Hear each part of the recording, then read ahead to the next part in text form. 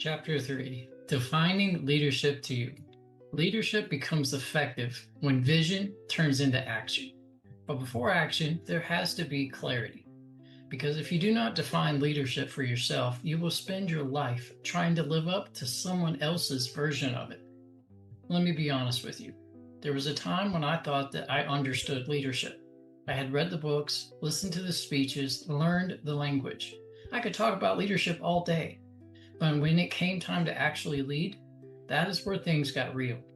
I remember early in my career stepping into a leadership role thinking, all right, now I just need to make sure everything runs the way that it's supposed to. So that's what I did. I focused on tasks, results, making sure everything got done. And for a while, it looked like it was working, until it wasn't. People were doing what I asked, but something was missing. Energy was low. Ownership was inconsistent, and results, while sometimes good, were never sustainable. And that's when I realized something that changed how I lead. Leadership is not about getting people to do things. It is about how you show up in a way that makes your people want to. That's the realization that didn't come from a book. It came from experience, from getting it wrong. Leadership reflection exercise. Before we go any further, I want you to pause and reflect. What does leadership mean to you? Who has influenced you the most as a leader? What did they consistently do that earned your respect? Write those things down, because clarity begins with reflection. The moment I almost tuned out. Let me share something very personal. There is a point in almost every book where the reader makes a decision. Am I in or am I out? I've done it myself. Reading a book, getting a few chapters in and thinking, is this something that's actually going to help me? Or is it just more noise? I rarely quit books, even if I'm not fully connected. I push through because sometimes one idea makes it all worth it. But there was one time that I did stop. It was not because the content was bad, it was because the tone felt off. It felt like I was being talked down to. Like I was reading the words of someone who had it all figured out, and I was supposed to just catch up. And I remember thinking, if that's what leadership sounds like, I'm not interested. So let me be clear about something. I don't have it all figured out, and I never will. What I do have is experience. Moments where I got it right. Moments where I got it wrong. Moments where I had to adjust, grow, and try again. And if any of that helps you, then this book has done its job. Key insight. Leadership is not defined by position. It is defined by influence. Not your title, not your role, not where your name sits on an organizational chart. Influence. And that is the part that most people miss.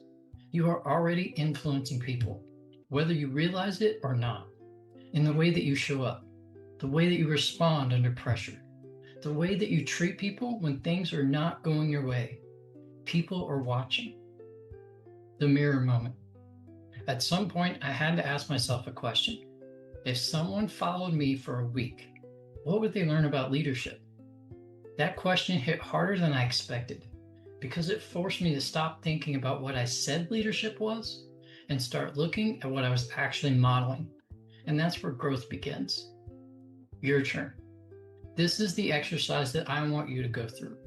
First, define leadership in your own words. Not a quote, not something that you've heard before.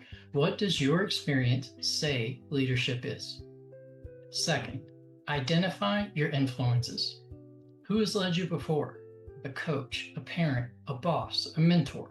What did they do consistently that made you follow them? Third, identify the pattern. What are the 1 to 3 traits that they demonstrated over and over? Did they listen? Did they show up no matter what? Did they push you beyond what you thought was possible at the time? Number 4, flip the mirror. Now ask yourself, what are the 1 to 3 things that you do consistently that influences others? Because even if you do not feel like a leader, someone is watching you live. Understanding your personal definition of leadership prepares you for the next step. The truth that most people avoid. It is easy to admire leadership. It's harder to own it. Because once you define it, you're accountable to it. Be honest with yourself. Where are you strong? Where do you need to grow? You don't have to have all the answers right now. What matters is that you are asking the right questions. Where this is going. In the next section of the book, we're going to take this definition, your definition, and turn it into something actionable. Because leadership is not something that you understand once.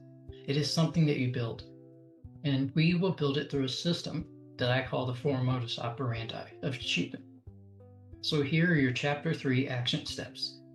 Define leadership in your own words. Identify 2 or 3 people who shaped that view for you, and choose one behavior to improve immediately. And finally, your reflection question. What does your leadership actually communicate to others?